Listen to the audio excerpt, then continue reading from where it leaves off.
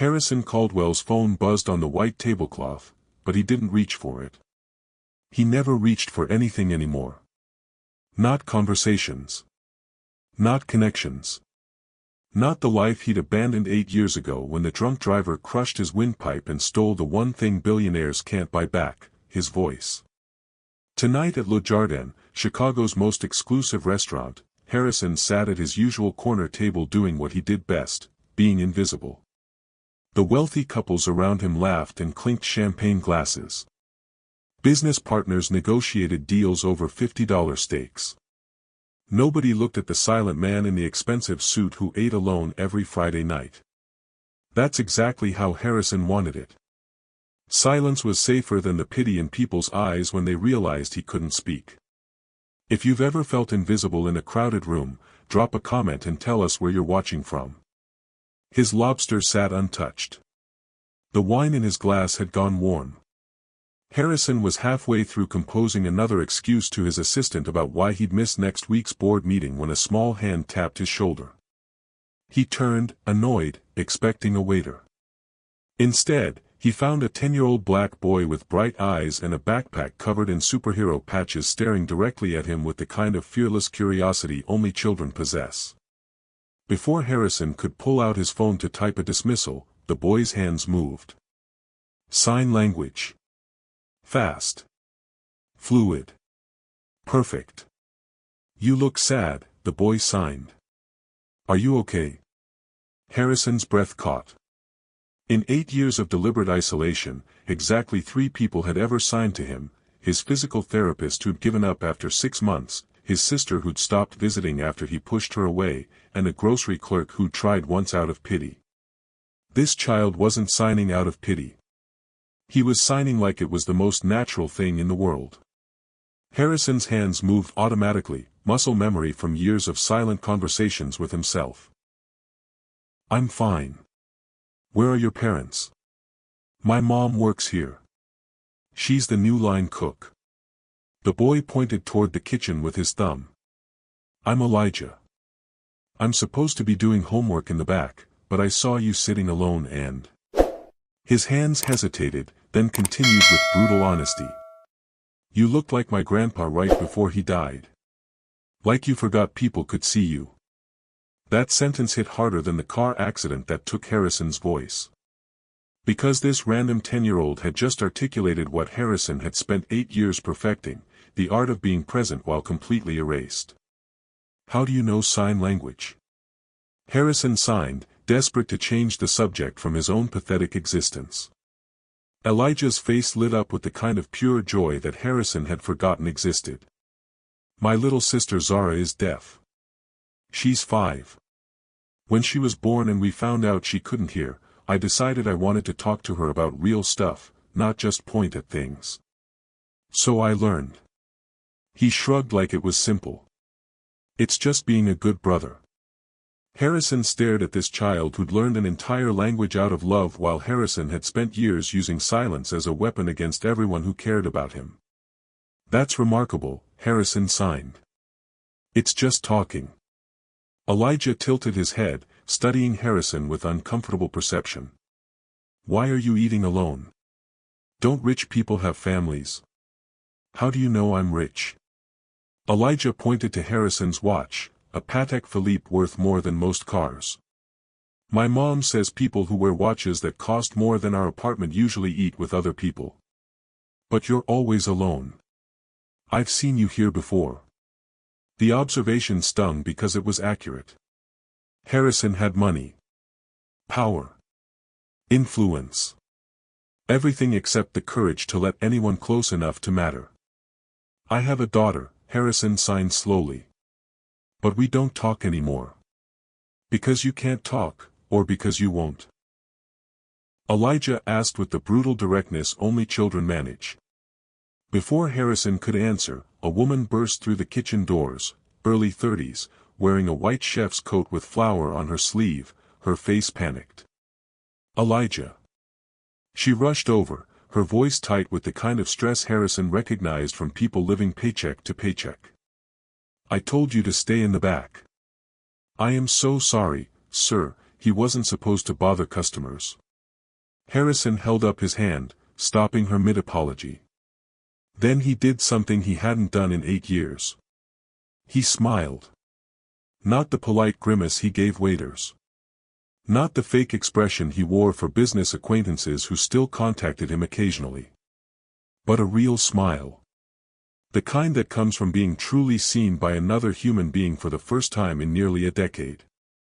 The woman, Elijah's mother, stopped talking, confusion replacing panic on her face. Harrison pulled out his phone and typed rapidly, "Your son wasn't bothering me. He was reminding me what conversation feels like. I'm Harrison Caldwell. Would you and Elijah join me for dinner?" The woman's eyes went wide as she read the name. Harrison Caldwell. Billionaire founder of Caldwell Technologies. The man whose face had been on magazine covers before he disappeared from public life. "Mr. Caldwell, I can't. I'm working. And I don't." "Please," Harrison typed. "I'm asking as someone who hasn't had a real conversation in 8 years. Your son just gave me something I thought I'd lost. Let me buy you both dinner." Elijah was already pulling out a chair. "Mom, say yes. He's nice. And he's sad. We should stay. Subscribe now because what happens next will change everything. Where are you watching from? Comment below." The woman, she finally introduced herself as Maya, reluctantly agreed. The restaurant manager tried to protest about staff fraternizing with VIP guests, but one look from Harrison silenced him. Over appetizers, Maya explained she was working 3 jobs. Line cook at Le Jardin, weekend catering gigs, and early morning bakery shifts, all to save money for hearing aids Zara desperately needed. The ones insurance wouldn't cover. The ones that cost more than Maya made in 6 months. Elijah talked about school, about teaching his sister new signs every day, about how his grandpa had died last year and how much he missed him. And Harrison, silent, isolated, self-exiled Harrison, found himself signing more in 1 hour than he had in the past year combined. It felt like breathing after being underwater too long. "Why don't you talk to your daughter?" Elijah asked suddenly, his child's brain making connections adults were too polite to voice. "Did something bad happen?" Harrison's hands hesitated over his empty dessert plate. The truth was complicated and pathetic in equal measure. After the accident, after the surgeries failed, after months of rehabilitation that went nowhere, he'd looked at his daughter Sophia and seen pity in her eyes. He couldn't bear it. So he'd pushed her away. Stopped responding to her messages. Refused her visits. Convinced himself he was protecting her from the burden of his brokenness. 3 years of silence. 3 years of Sophia trying to reach him and Harrison choosing isolation over discomfort. "I was afraid," Harrison finally signed. "Afraid she'd see me as broken." "But you're not broken," Elijah signed back with absolute certainty. "You're just quiet. My sister is quiet too, and she's the best person I know." Maya reached across the table and squeezed her son's hand, her eyes shining with pride and unshed tears. Harrison felt something crack open in his chest, some calcified wall he'd built around himself brick by brick over 8 years of self-imposed exile. They were finishing coffee when the restaurant manager approached the table with 2 security guards behind him. His face was tight with barely concealed anger. "Ms. Rodriguez," the manager said coldly, deliberately not looking at Harrison. "You're being terminated effective immediately for violating company policy. Fraternizing with guests. Allowing your child to disturb our VIP clientele. You have 5 minutes to collect your belongings and leave the premises." Maya's face went pale. "Mr. Peterson, please, I need this job. My daughter's medical bills. Should have thought of that before you decided to harass Mr. Caldwell during your shift." "She didn't harass me," Harrison typed frantically on his phone, turning the screen toward the manager. But Peterson barely glanced at it. "Sir, I appreciate your patience with this situation. We'll comp your entire meal and ensure this doesn't happen again." You're not listening, Harrison typed, but the manager had already turned back to Maya. 5 minutes, Ms. Rodriguez. Security will escort you out. Elijah looked like he might cry. Maya looked like her world was ending, because it was. Losing this job meant losing the income she needed for Zara's hearing aids. Meant choosing between rent and medical care. Meant her carefully constructed life collapsing. And Harrison realized he had a choice. Stay silent, not because he couldn't speak, but because speaking up was uncomfortable, complicated, required him to be seen. Or do what this 10-year-old boy had done for him, reach out when someone needed to be seen. Harrison Caldwell stood up, pulled out his business card, and placed it on the table in front of the manager. The manager glanced at it. His face went from annoyed to confused to absolutely horrified in 3 seconds. You're Harrison Caldwell. The Harrison Caldwell? Harrison nodded once. The manager's hands started shaking. Sir, I didn't realize, if I'd known who you were. Harrison pulled out his phone and typed with deliberate precision, You didn't fire Maya Rodriguez for harassing a guest.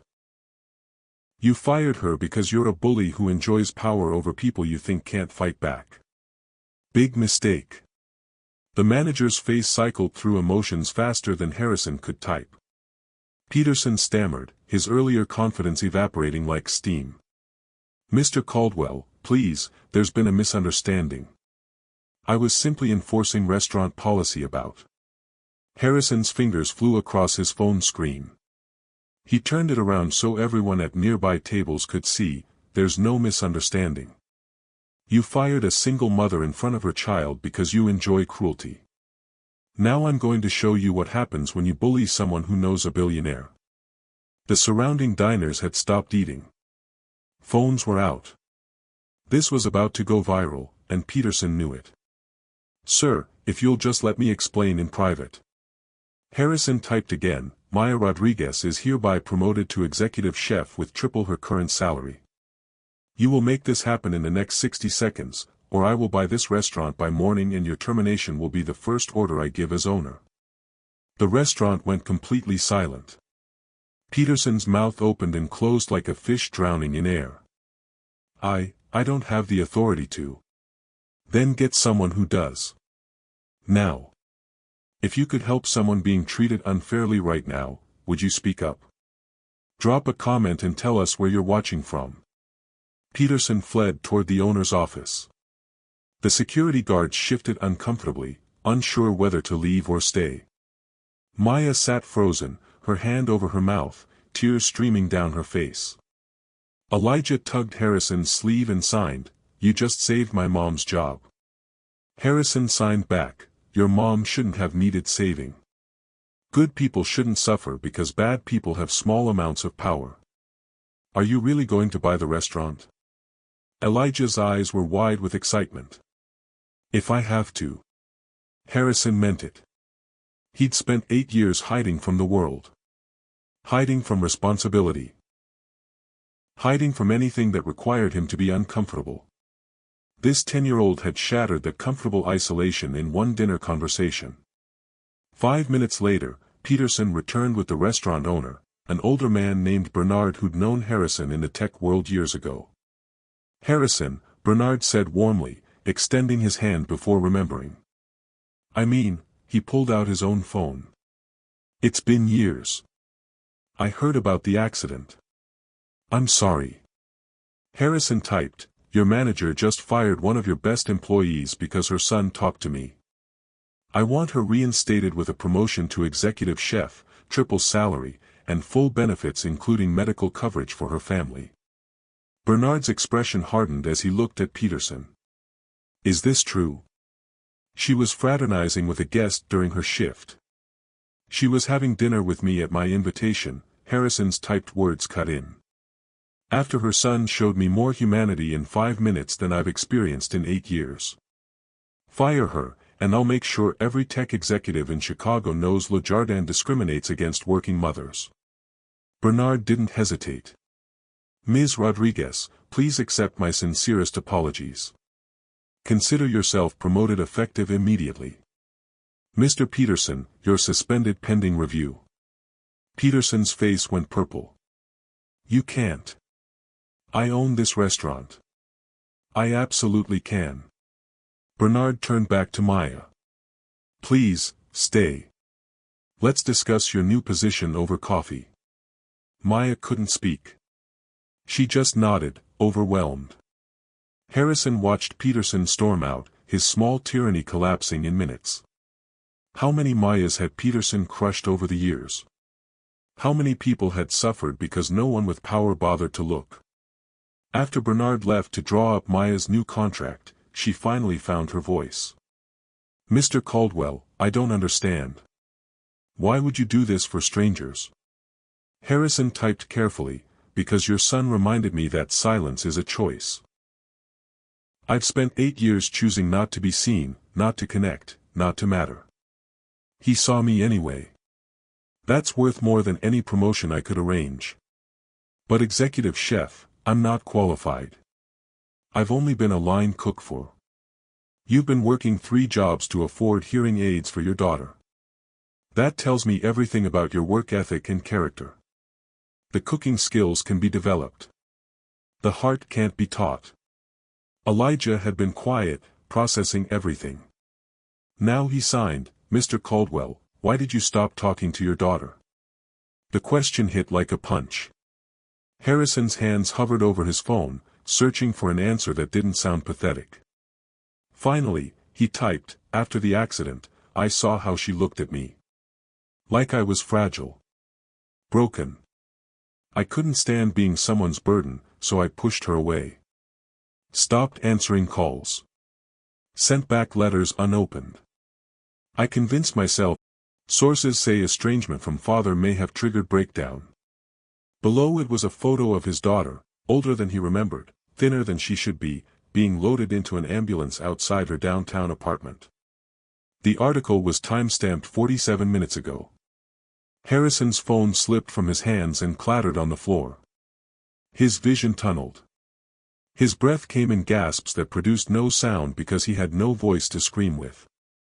Maya grabbed his shoulders. Mr. Caldwell, breathe. Just breathe. But Harrison couldn't breathe. Couldn't think. Couldn't do anything except stare at that photo of his daughter, his brilliant, beautiful daughter who he'd abandoned because he was too proud to let her see him as less than perfect. And now she tried to end her life. Because of him. Because of his silence. Because 3 years ago he'd chosen isolation over discomfort and convinced himself it was noble. Elijah was reading the article aloud, his voice shaking. Sophia Caldwell, 28, daughter of reclusive tech mogul Harrison Caldwell, was found unconscious in her apartment by a neighbor.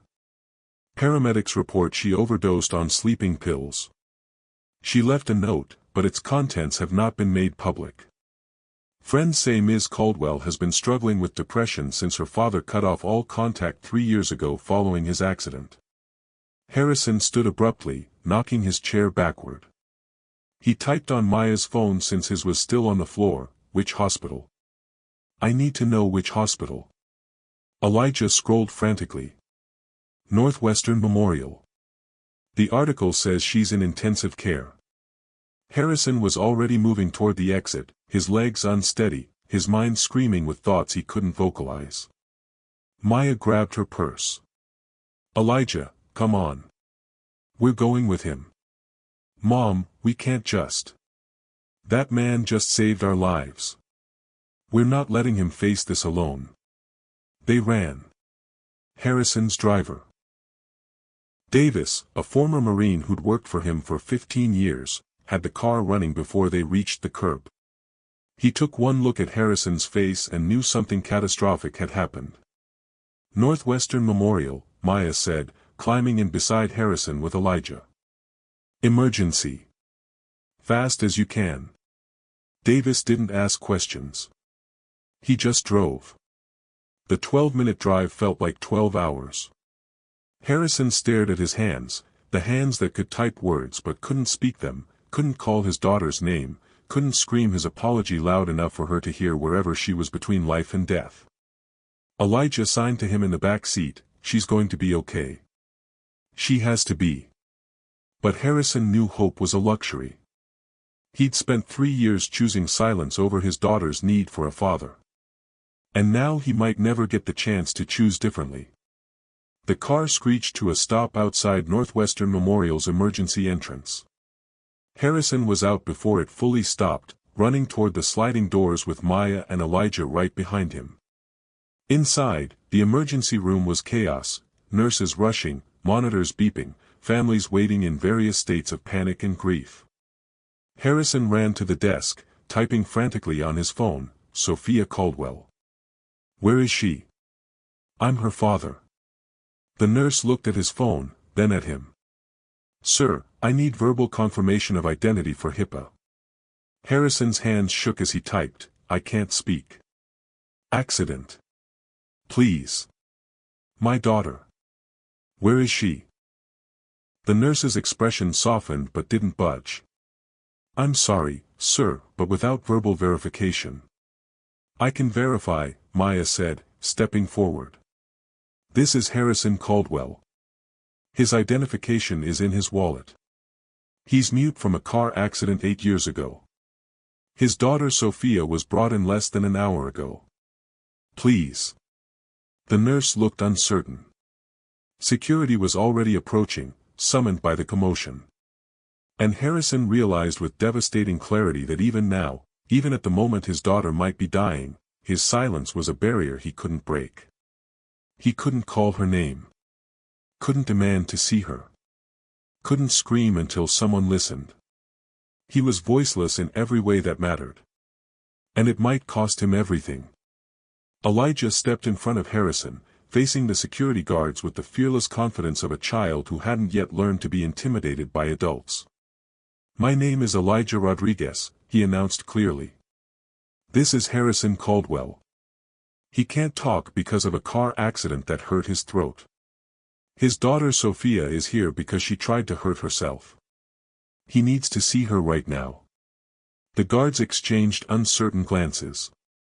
One of them, older, with kind eyes, knelt down to Elijah's level. "Son, we need proper identification before." "He has identification," Elijah interrupted, turning to Harrison and signing, "Show them your wallet." Harrison's hands were shaking so badly he could barely extract his wallet. He fumbled it open, his driver's license visible alongside several credit cards bearing his name. The nurse took the license, typed something into her computer, and her eyes widened. "Mr. Caldwell, I apologize.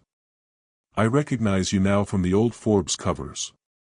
But our system requires either verbal confirmation or a legal representative for patient information." Harrison wanted to put his fist through the desk.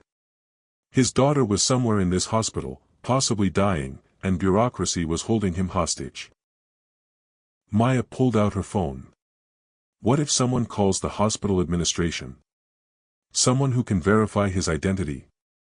At 9:30 at night? Nobody in administration is. I'm not nobody. Everyone turned. An older black woman in scrubs had appeared from the emergency ward, her badge read Dr. Patricia Mills, Chief of Emergency Medicine. She was staring at Harrison with recognition and something that looked like sympathy. "Harrison Caldwell," Dr. Mills said. "I saw you speak at a tech conference in 2016. You donated $5 million to our children's hospital expansion." She turned to the nurse. "This is Sophia Caldwell's father. Take him to room 17. ICU. Now." The nurse nodded quickly. "Yes, Dr. Mills. Right away. If someone you loved was dying and you couldn't even say their name, what would you do? Drop a comment and tell us where you're watching from." Dr. Mills walked alongside Harrison as they moved through the maze of hallways, Elijah and Maya following close behind. "Your daughter is stable," she said quietly. "We pumped her stomach. She overdosed on sleeping medication, but we got to her in time. She'll need psychiatric evaluation and monitoring, but physically she's going to recover." Harrison's legs nearly gave out with relief. Maya caught his elbow, steadying him. "There's something else you should know," Dr. Mills continued as they approached the ICU ward. She left a note. The paramedics gave it to us. It's unconventional. They stopped outside room 17. Through the window, Harrison could see his daughter lying in the hospital bed, breathing tube removed, sleeping but alive. Her dark hair spread across the pillow. Her face was pale but peaceful. She looked exactly like her mother had, the wife Harrison had lost to cancer 12 years ago. Dr. Mills handed him a sealed envelope. The paramedics said this was on her nightstand. It's addressed to you. Harrison's hands trembled as he opened it. Inside was a single sheet of paper, covered entirely in hand-drawn sign language symbols. Sophia had written him a suicide note in sign language. Elijah looked over Harrison's shoulder, his young face concentrating as he read the symbols. Then his eyes filled with tears. "Mr. Caldwell," Elijah whispered. "She learned sign language. For you." Harrison's vision blurred. He couldn't read the symbols, he'd never actually studied formal sign language, just picked up survival basics from his therapist years ago. But Elijah could read them. This 10-year-old boy could translate his daughter's final words. Should I read it out loud?" Elijah asked hesitantly. Harrison nodded, not trusting himself to even type a response. Elijah took a breath and began translating, his voice soft. "Dad, I learned your language. It took me 18 months of night classes after you stopped answering my calls. I thought if I could speak to you the way you needed to be spoken to, maybe you'd let me back into your life. But every time I came to your house, you wouldn't answer the door. Every letter I sent came back unopened. I realized you didn't push me away because you couldn't talk. You pushed me away because you didn't want me anymore." Harrison's chest felt like it was caving in. Elijah continued, his voice breaking, "I know losing your voice was hard. But you didn't lose your voice, Dad. You chose silence. You chose to disappear. You chose to leave me alone when I needed you most. And I don't know how to keep living in a world where my own father would rather be alone than accept love from someone who sees him as perfect exactly as he is. I learned your language. But you still won't speak to me. I guess some silences are louder than words. Goodbye. I'm sorry I wasn't enough to make you stay. Love, Sophia." The hallway was completely silent except for Elijah's quiet crying. Harrison's hands moved to his face. His shoulders shook. And for the first time in 8 years. For the first time since the accident, Harrison Caldwell cried. Not silent, dignified tears. But ugly, broken sobs that came from somewhere so deep he'd forgotten it existed. He cried for his daughter who'd learned an entire language just to reach him. Cried for 3 years of cowardice disguised as protection. Cried for every unopened letter, every ignored call, every choice he'd made that led to this moment. Maya wrapped her arms around him. She's alive. She's right there. You still have time. Subscribe now because the next moment will break your heart completely. Where are you watching from? Comment below. But did he have time? Harrison looked through the window at Sophia, sleeping peacefully, unaware her father was finally here. Unaware that her suicide note had shattered the walls he'd built. Dr. Mills touched his shoulder gently. You can go in. But Mr. Caldwell, she's been through severe trauma. When she wakes up, she might not want to see you. You need to be prepared for that possibility. Harrison nodded. He understood. He deserved her anger. Her rejection. Her hatred. He deserved all of it. He pushed open the door to room 17, Elijah and Maya waiting respectfully outside. The room smelled like antiseptic and recycled air. Machines beeped softly, monitoring Sophia's vitals. Harrison approached the bed slowly, like she might disappear if he moved too quickly. Up close, he could see how much she'd changed. The confident young woman who'd graduated Stanford with honors in computer science was gone.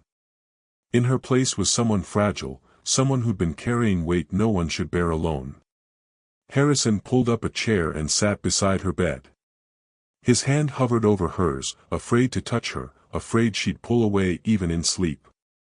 Then he saw it. On her wrist, barely visible beneath the hospital bracelet, a tattoo. Recent, judging by the slight redness around the edges. 3 words in flowing script, I love you. And below it, 3 hand-drawn symbols. Sign language for, I love you. She'd tattooed his language on her body. A permanent declaration that she'd learned to speak to a father who refused to listen. Harrison's hand finally touched hers. Her skin was warm. Alive. Present. He sat there for 20 minutes, just holding his daughter's hand, when her eyes fluttered open. Sophia's gaze was unfocused at first, confused by the hospital room, the machines, the father she hadn't seen in 3 years sitting beside her bed. Then recognition hit. And with it, a storm of emotions that crossed her face: surprise, hurt, anger, hope, fear. Dad? Her voice was hoarse from the breathing tube. Then her hands moved automatically, signing even as she spoke. Dad, you're here. You're actually here. Harrison's hands trembled as he signed back, I'm here. I'm so sorry. I'm here. Sophia's eyes filled with tears. I learned sign language for you. Did you see my note? Harrison nodded, signing, I saw it. And I saw your tattoo. And I'm sorry I made you feel like you weren't enough. You were always enough. I was the one who was broken. You're not broken.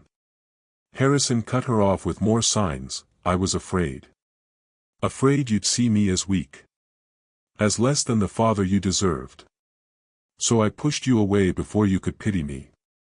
I thought I was protecting you. But I was just being a coward. Sophia tried to sit up, wincing. Harrison helped adjust her pillows, his movements gentle.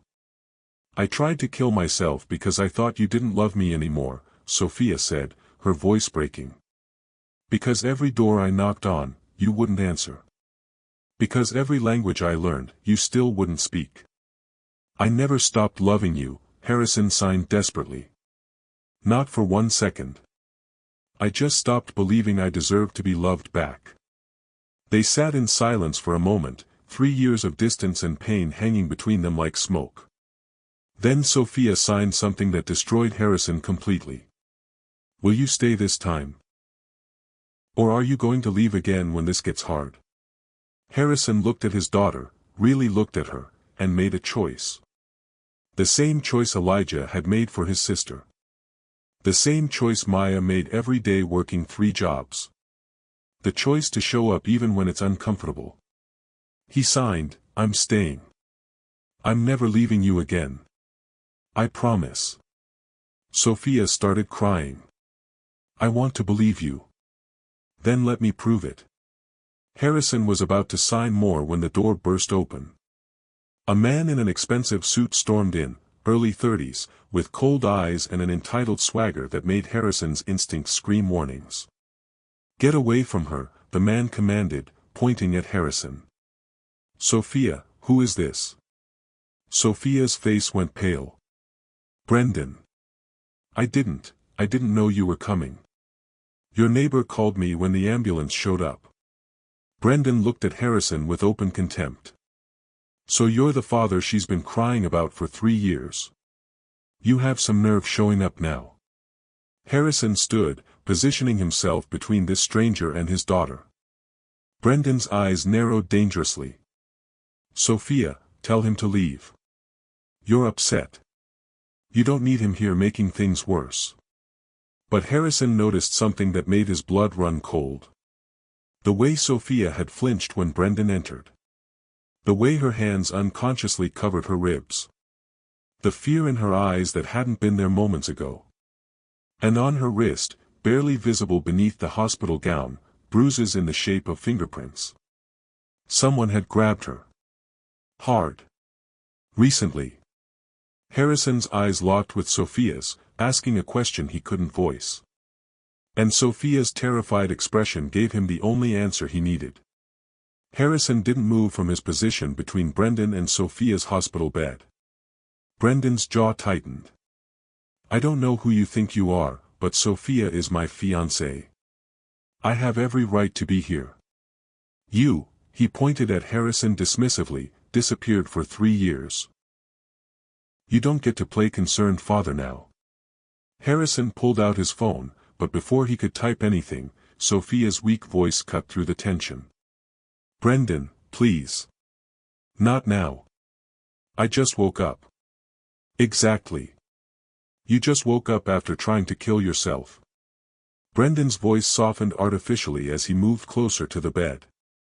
Baby, you're not thinking clearly. Let me take you home where you'll be safe. The word safe made Sophia flinch again. Harrison caught it. So did Elijah, who'd been watching from the doorway with Maya. The 10-year-old stepped into the room and signed to Harrison, she's scared of him. Brendan whirled around. Who are these people? Sophia, why is there a random kid in your hospital room? That random kid saved my life tonight, Harrison typed on his phone, showing it to Brendan. And he understands sign language, which means he can communicate with me. Unlike you, who seems to think my daughter belongs to you. Brendan's face flushed red. Are you really going to take advice from some mute old man who abandoned you? He was talking to Sophia but staring at Harrison. He can't even defend himself without a phone. He doesn't need to defend himself, Maya said firmly from the doorway. Mr. Caldwell, do you want us to call security? Before Harrison could respond, Dr. Mills appeared behind Maya, her expression stern. I need to examine my patient. Everyone except immediate family needs to leave. I'm her fiancé, Brendan said quickly. I'm staying. And I'm her father, Harrison typed, showing the phone to Dr. Mills. Dr. Mills looked between them, then at Sophia. Ms. Caldwell, who do you want in the room? Sophia's eyes darted between her father and Brendan. Fear warred with exhaustion on her face.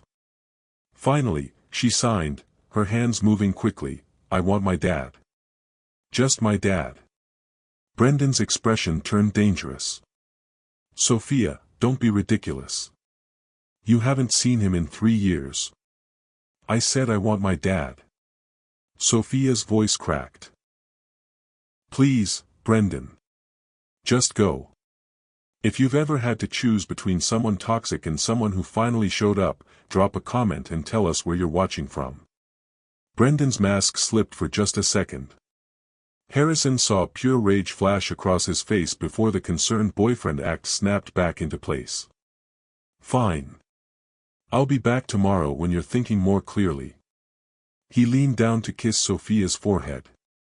She turned her face away. Brendan straightened, his smile tight. Get some rest, baby. Then he looked at Harrison with undisguised contempt. Enjoy your reunion. I'm sure it'll be brief. He left, his expensive shoes clicking sharply against the hospital floor. The moment the door closed, Sophia started crying. Not sad tears. Terrified tears. Harrison sat back down, taking her hand. He signed, he hurt you. It wasn't a question. Sophia nodded, her whole body shaking. For 8 months. It started small, controlling who I talked to, checking my phone. Then it got worse. He'd grab my wrists when he was angry. Push me against walls. Last week She couldn't finish the sentence. Harrison's free hand clenched into a fist.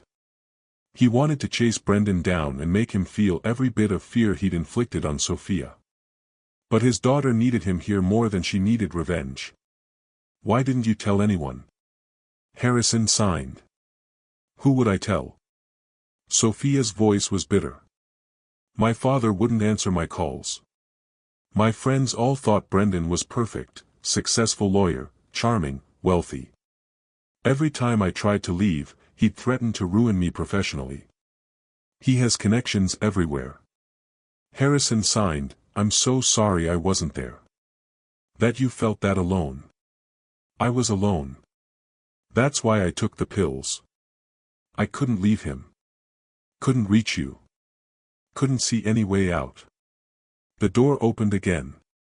But this time it was Elijah, leading someone by the hand. A tiny 5-year-old black girl with bright pink hearing aids and the biggest brown eyes Harrison had ever seen. "This is Zara," Elijah signed while speaking. "My sister.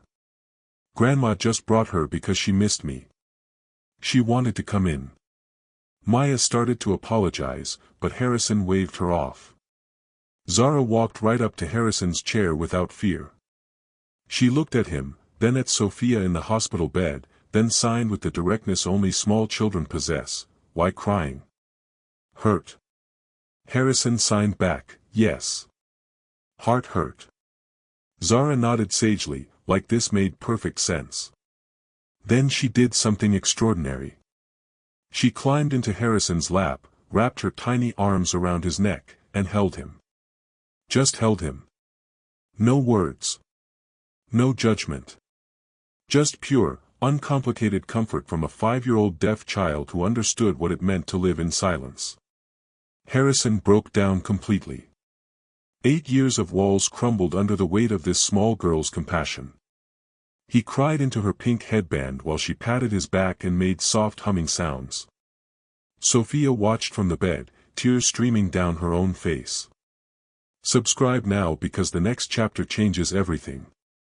Where are you watching from? Comment below. After several minutes, Zara pulled back and signed to Harrison, "Better now?" Harrison signed, "Yes. Thank you." Zara smiled, then turned to Sophia and signed, "You better too." Sophia managed a weak smile. "Getting there. Good." Zara climbed off Harrison's lap and went to Sophia's bedside. She pointed at the 4-line. "Hurt?" "A little." Zara reached out and gently touched Sophia's hand, the same way she'd comforted Harrison. No words necessary. Just presence. Harrison watched his daughter respond to this child's simple kindness, and something shifted in the room. The fear began to recede, replaced by something that felt like hope. Elijah signed to Harrison, "Zara's good at making people feel better. She did the same thing when Grandpa died." "She's remarkable," Harrison signed back. "She's my sister," Elijah signed with obvious pride. "She's the reason I learned sign language. So she'd never feel alone." Harrison looked at this 10-year-old who'd learned an entire language out of love, then at his daughter who'd done the same thing hoping to reach him. The parallel was devastating and beautiful. Dr. Mills returned, this time with a psychiatrist, a middle-aged woman with kind eyes. "Ms. Caldwell, I'm Dr. Reeves. I need to ask you some questions about what happened tonight. Is that okay?" Sophia nodded. "Mr. Caldwell," Dr. Mills said gently. "Perhaps you could wait outside during the evaluation." Harrison started to stand, but Sophia grabbed his hand.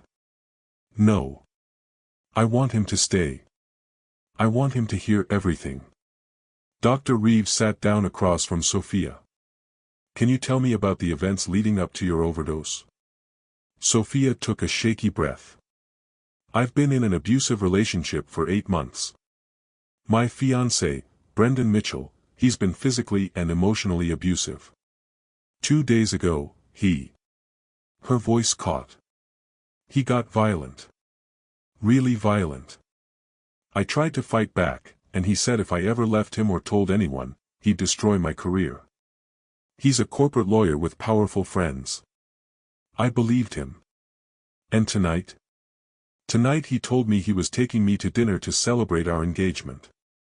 But I knew what that meant. It meant more control.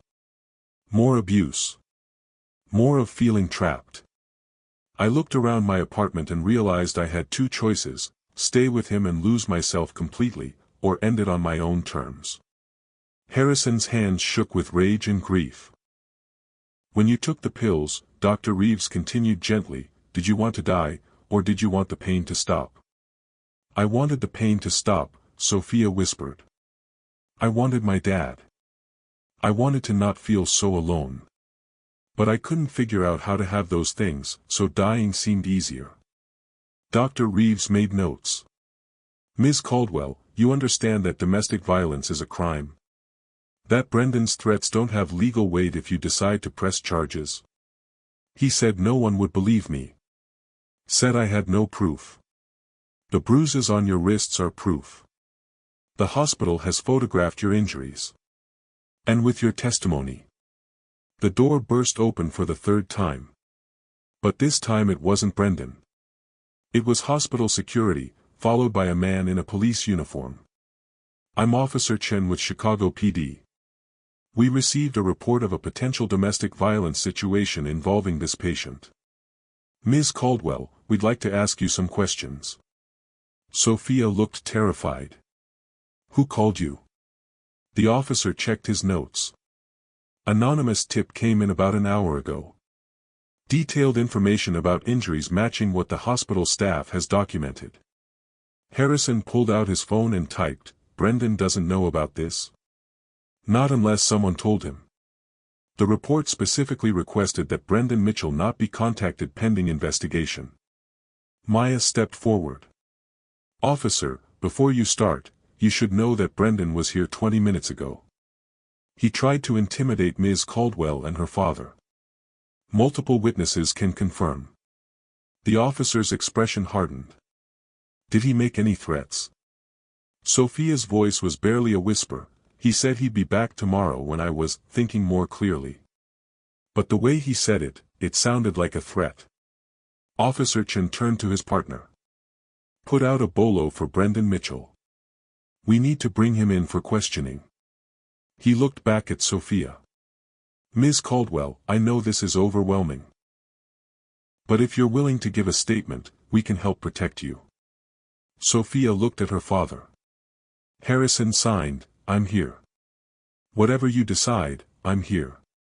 She took a deep breath. I'll give a statement. I'll tell you everything. As Officer Chen pulled out his recording device, Elijah tugged Harrison's sleeve and signed, Mr. Caldwell, Brendan looked really angry when he left. What if he comes back? Harrison's blood ran cold. Because Elijah was right. Men like Brendan didn't accept losing control. And Harrison had just helped his daughter take that control away. Sophia's statement to Officer Chen took 43 minutes. She detailed 8 months of escalating abuse, the isolation from friends, the verbal attacks disguised as concern, the first time Brendan grabbed her wrist hard enough to leave marks, the night 2 weeks ago when he'd shoved her into a wall and she'd lied to coworkers about the bruise on her shoulder blade. Harrison sat beside her the entire time, his hand never leaving hers, his face growing darker with each revelation of violence his absence had allowed to flourish. Officer Chen photographed Sophia's injuries, the finger-shaped bruises on both wrists, the fading yellow marks on her ribs, a small scar above her left eyebrow from where she'd fallen into a cabinet corner. Ms. Caldwell, we have enough here to bring Mr. Mitchell in for questioning and possibly arrest him on assault charges, Officer Chen said. But I need you to understand, men like this don't stop. Especially when they feel their control slipping. We're going to station an officer outside your room tonight. He won't come back here, Sophia said quietly. Brendan's smarter than that. He'll wait. Build a case that I'm mentally unstable. Use tonight's suicide attempt as proof I'm unreliable. He's already planning it. How do you know? Maya asked from her spot near the window where she'd been keeping watch with Elijah and Zara. Because that's what he did to his last girlfriend. She tried to report him 2 years ago. Within a week, he'd convinced everyone she was delusional. Had her fired from her job. She ended up moving to another state just to escape him. Harrison typed rapidly, why didn't you tell me this before? Dad, you wouldn't answer my calls. I had nobody. Sophia's voice cracked. I was completely alone. The guilt hit Harrison like a physical blow. Officer Chen closed his notebook. We'll issue a restraining order first thing tomorrow morning. In the meantime, hospital security has his photo. He won't get past the front desk. But Harrison wasn't convinced. He'd built a tech empire by anticipating problems before they materialized. And every instinct he developed over 40 years in business was screaming that Brendan Mitchell wasn't finished. If someone threatened your family, how far would you go to protect them? Drop a comment and tell us where you're watching from. 2 hours later, Sophia finally fell asleep, exhausted from the trauma of confession. Officer Chen had left to process her statement. Dr. Mills had checked vitals one final time. The hospital had settled into that eerie 2 a.m. quiet where even the machines seemed to whisper. Harrison sat in the uncomfortable chair beside Sophia's bed, watching her breathe, terrified that if he looked away she'd disappear. Maya had taken Elijah and Zara home an hour ago, promising to return first thing in the morning. Before leaving, Elijah had signed to Harrison, "You're a good dad now. Don't forget that." Those words had nearly broken him again. Harrison was nodding off when his phone, the replacement Davis had brought him, buzzed with an unfamiliar number. He almost ignored it. Then curiosity won. The text message was short, "You made a mistake tonight, old man. Sophia's mine. She'll always be mine. And you can't protect her when you can't even scream for help." Harrison's blood turned to ice. Brendan. He immediately forwarded the message to Officer Chen, then called hospital security using the room phone. But before he could finish explaining, the lights in Sophia's room flickered once, twice, then went completely dark. Emergency backup lighting should have kicked in immediately. It didn't. Harrison was on his feet instantly, his hand reaching for Sophia to wake her. But in the darkness, he heard something that stopped him cold. The door handle turning. Someone was coming in. Harrison positioned himself between the door and Sophia's bed, his heart hammering, his mind racing through options. He couldn't call out. Couldn't alert the nurse's station verbally. His phone's light would give away his position. The door opened slowly. A silhouette stood in the doorway, backlit by the hallway's emergency lighting. Too tall to be a nurse. Wrong build for hospital security. "I know you're in here, Harrison," Brendan's voice came from the darkness. "Can't call for help, can you? Can't scream. Can't do anything but stand there like the useless mute you are." Harrison heard Sophia gasp awake behind him. "Dad?" "Sophia, baby, I'm here to take you home," Brendan said, his voice shifting to false sweetness. "You're confused. This man abandoned you for 3 years, you can't trust him now."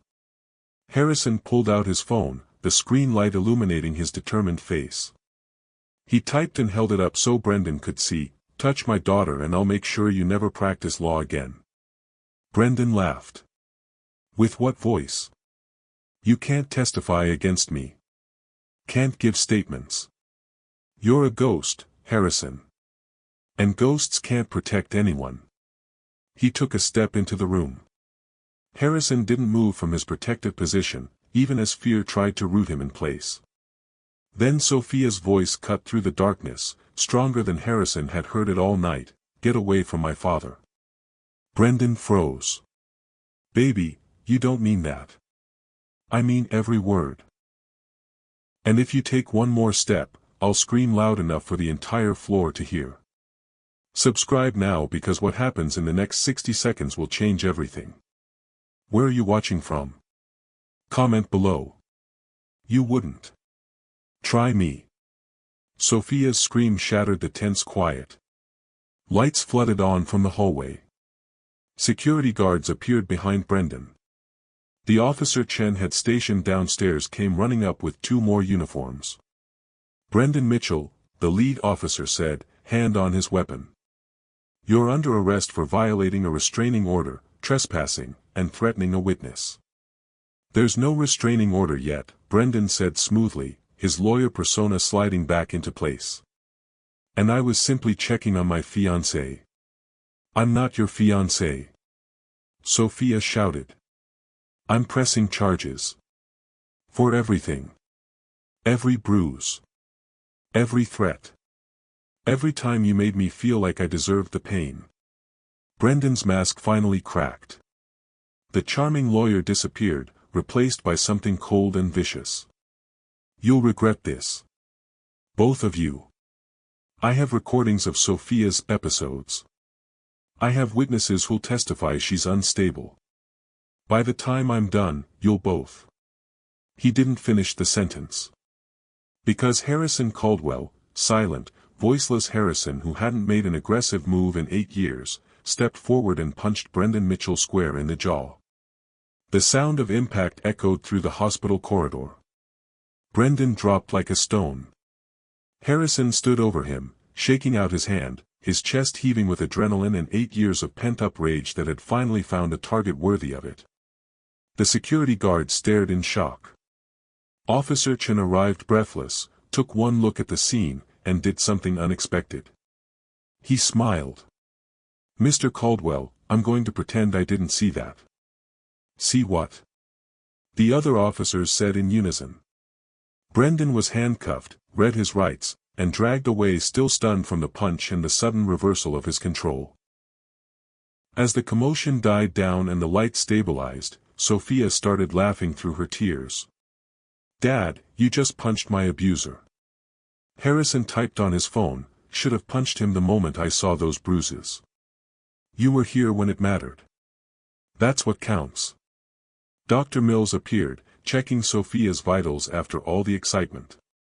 "Ms. Caldwell, your heart rate is elevated, but that's to be expected. How do you feel?"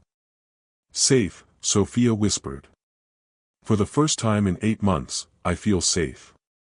Harrison sat back down, his knuckles throbbing, his hand shaking from the punch and everything it represented. Violence wasn't his nature.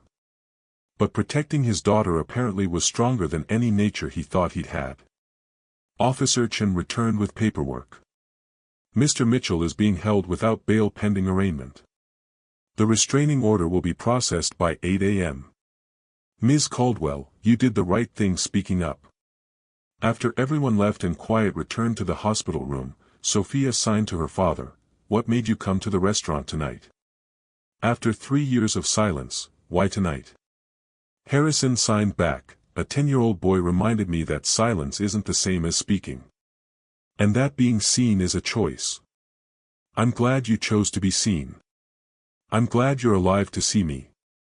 They sat in comfortable quiet for several minutes, father and daughter finally in the same space without walls between them.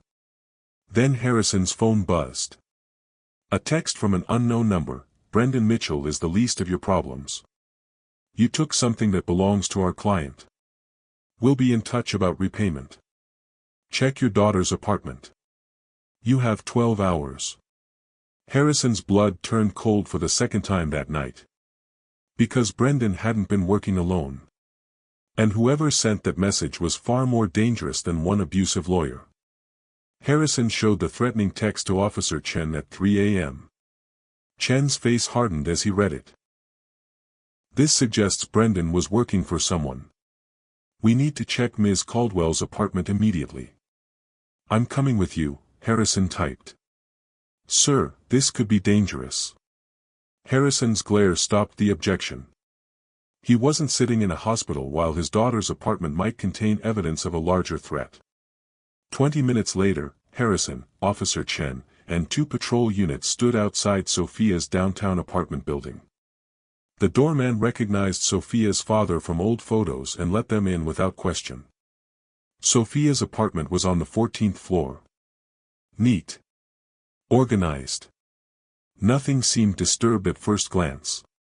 Then Harrison noticed the laptop on her desk, screen open, browser history visible. Officer Chen began photographing everything while Harrison looked closer at what Sophia had been researching before her overdose. Financial records. Bank transfers. Corporate documents. All involving Caldwell Technologies. Harrison's blood went cold as he scrolled through the files. Sophia had discovered something catastrophic: someone had been embezzling from his company for 18 months. Millions of dollars funneled through shell corporations. And the signature authorizing the transfers belonged to Marcus Webb, Harrison's chief financial officer and trusted friend of 20 years. If you discovered your closest friend betrayed you, what would you do? Drop a comment and tell us where you're watching from. But it got worse. According to Sophia's notes, she'd confronted Marcus 3 weeks ago with her evidence. He'd threatened her. Told her accidents happen to people who ask too many questions.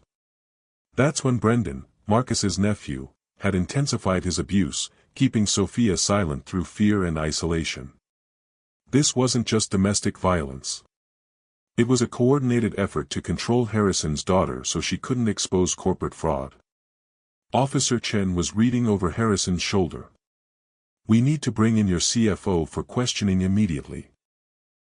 Harrison typed frantically, "Marcus Webb is probably already running.